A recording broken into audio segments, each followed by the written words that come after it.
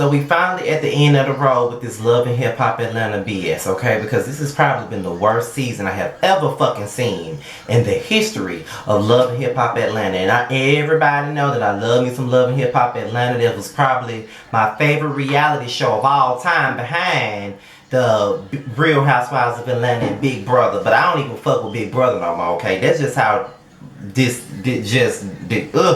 over it. But we're gonna get right on into it now. Let's just get this shitty ass lie detector test on out the way. Now, Carly passed most of her questions, but she was inconclusive. Is it inconclusive or inclusive? Whichever one it is. It was two of them that she was inclusive on. So, you know what I mean? Pooh is a big ass liar. You know what I mean? And I'm just over it. Like, at the end of the day, I just feel like Carly really don't have no reason to lie at this point. Like, Carly has been honest about a whole lot of shit regarding her fucking sex life. She's been totally honest. Nobody wants to hear about her 50-year-old ass and how the fuck she fucking eat pussy, eat ass, all that bullshit. You know what I mean? And she's a sexologist. She got a license in the shit. Like, what is the point of her even lying about it? You know what I mean? But at the same time, who wouldn't want to lie about fucking T.S. Pooh? Because I'd fucking lie about it too if I was Carly at this point, because this bitch is all about it. You know what I mean? Like, all she wants to do is talk about how Carly ate her ass or ate her pussy. That's all the fuck she wants to talk about. And I'm just over Pooh. For real, for real. I'm just over her. Like, fuck all that. So we get into Scrap Daily on, and he talk about his journey from prison and all of that stuff and how he's on a good note. He's in a better space in life due to the fact that he was in prison and now he got custody of his two kids, and everything's going good for him. And I can honestly see that there's growth with him, because a lot of these men on this show really haven't shown any growth. But I really do feel like Scrap has shown some growth. I feel like Jock is trying to show some growth. But I do see that jail has really changed the way Scrap sees things in his life at this point, and he doesn't want to do anything that's going to take him away from his children. So I can give Scrap a lot of kudos for that.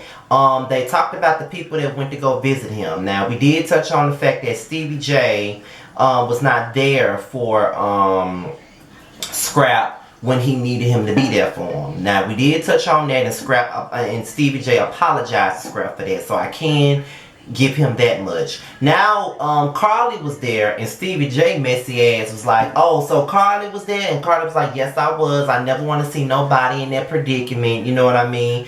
And, you know, I was always there all the time, yada, yada, yada. So I give kudos to Carly for being there for Scrap, even though they had like a fling in the past. Because, you know, a nigga like me probably wouldn't have went to go see his ass if he was just a damn fling. Okay, you know, we fuck a couple of times, okay, whatever, but I'm not coming to visit your ass in jail. That might be the Aquarian way, I don't know. But no, Now, let me take that back, because there's some people that I've had sex with that I'm cool with. You know what I mean? There's some people that I've had sex with that I'm still cool with.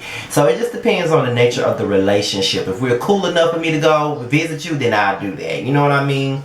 So Pooh decides to say, well, they were fucking, so that's why she went to go visit him. Before she could finish her sentence, KK snatched the fuck out of T.S. Pooh. Seriously though, she snatched the fuck out of her, and I was so happy that she did. I'm so glad that somebody was able to lay hands on that bitch, because she been asking for it all motherfucking season, because that bitch has been running her damn mouth, and I'm glad that somebody got to it, because she needs it. She been running her mouth way too fucking much, and I'm sick of it. I'm sick of her, and I'm just sick of her. Just sick of her. Just sick. I need a motherfucking Benadryl for how sick I am over this damn bitch. So, just like Scrap said, she has disrespected just about every woman up here. So at this point, it's kind of like, you know, I'm surprised that it didn't happen sooner, but my mama was just close enough to get up in her ass, and I totally agree with that, Scrap. Totally agree with that one. Then we get into Scrap and Moniece. And Moniece basically tells him that, you know, she just wants to be someone's only one. She doesn't want to be no one side chick. She doesn't want to be that person that gets dumped on. She just wants to be in a long-lasting relationship. And she was just disappointed in Scrap in the way that he handled the relationship, which was fair, and he apologized. So I can give him that much. So now we're finna talk about this issue with Ciara and Pooh. Now, it's basically, she said her and BK's relationship is pretty much complicated. So basically they done broke up, and she's still fucking him, and she's still going to see him. That's basically what "it's complicated" really means. So Pooh was basically saying, I don't want BK, I don't want this, I don't want that. Cause you know, after all of that shit, they put Pooh in the back. Cause everybody want her head. So they put her in the back. And Tokyo told that bitch she was gonna need a new fucking prostate when she was done with it. When I tell you I kept rewinding that shit, I'm like, Tokyo is me all motherfucking day. That sounds like some shit I would've fucking said, okay? But you know, everybody wanna fight Pooh, but you know, Sierra and Pooh was basically going back and forth about this situation, and it was crazy. So Akbar brings her ass out. Akbar touches on the Moniece situation, and they were talking about the fact that, you know, they were doing music together and all of that stuff, and how she would have those headaches, and that's what was keeping her from doing her work with Moniece. Now, sometimes she would tell Moniece she wasn't coming, but then there were times where she wouldn't tell her. So she apologized to Moniece for not being a team player like she should have been. As you can see, he's growing, like I said before.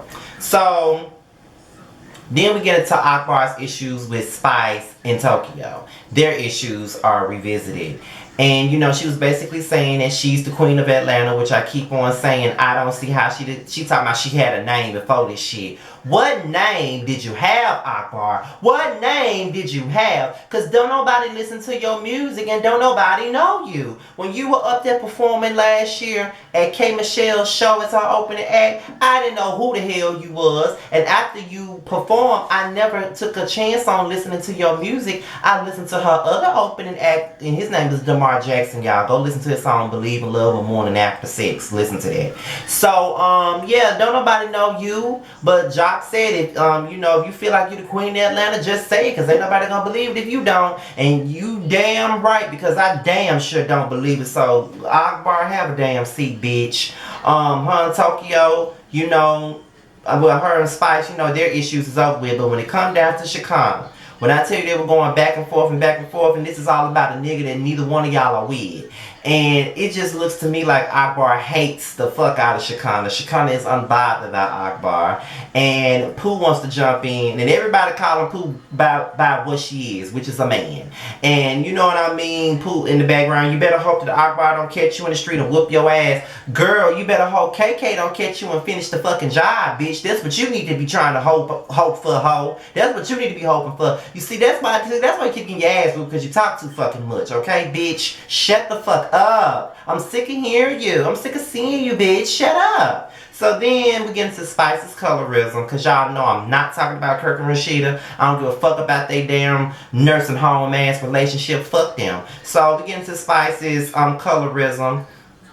And you know, she was basically trying to bring awareness to the situation. And I can say that I do feel her. I just, at the time, we didn't understand what she was doing, and we thought that she was going overboard with it. But I do feel that sometimes there is colorism issues in the music industry. There is, you know, sometimes people's skin color can be the reason why people don't get much success. There's no reason for Sevyn Stritter to be so fucking talented, to have some great music, for her not to be pushed to the forefront. You know what I mean? Just like Young Jock. He was talking about how he did his hair, and everybody was going in on the dark-skinned nigga because he was doing his hair a certain type of way. But when Chris Brown was doing the same shit, he a light-skinned nigga, everybody going up for it. You know what I mean? So I do understand that. I don't like how people make everything about colorism, but I do see the parallels at times.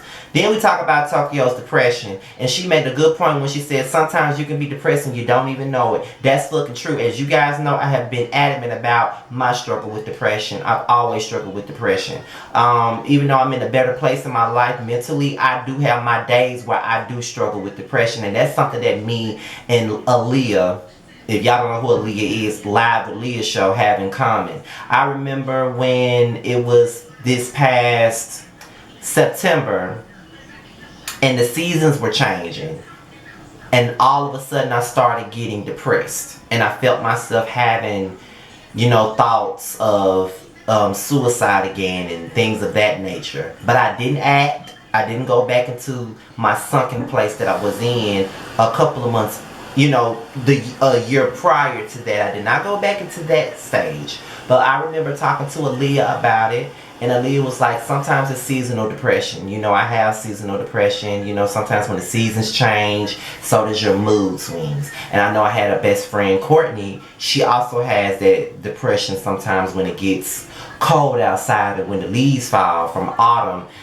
It kind of fires up her depression. So sometimes depression can fuck with you. My brother deals with depression. So sometimes depression can fuck with you. It comes out of the blue. You don't know what you're depressed about. And I'm glad that people are bringing awareness to it. With that being said, you guys, the second part of this reunion was not needed. We could have put that shit, we could have wrapped this motherfucker, had a damn 2-hour reunion and called it a day. Because really, we're waiting on Love and Hip Hop Hollywood. Especially after seeing that motherfucking trailer. That shit gonna be good. Now, it's not gonna be as good as last season based on the trailer. But bitch, the shit gonna be much better than this Atlanta shit, this New York shit, and this Miami shit. I can honestly tell you that much, okay? So with that being said, y'all, this is my review on Love and Hip Hop Atlanta, the reunion part 2. I am really thinking about going ahead and doing my Potomac review. I did enjoy the episode, but there are 2 things that I feel like I need to discuss. And that's Monique Ash showing them damn text messages, and that's with the and also the footage that was shown at the last 5 minutes of the show. And I think if I do a review,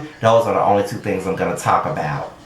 So with that being said, y'all, I'm out of here. Follow me on Instagram at Scotty_by_nature. And I am out of here. To my next video, I'll talk to y'all later. Peace.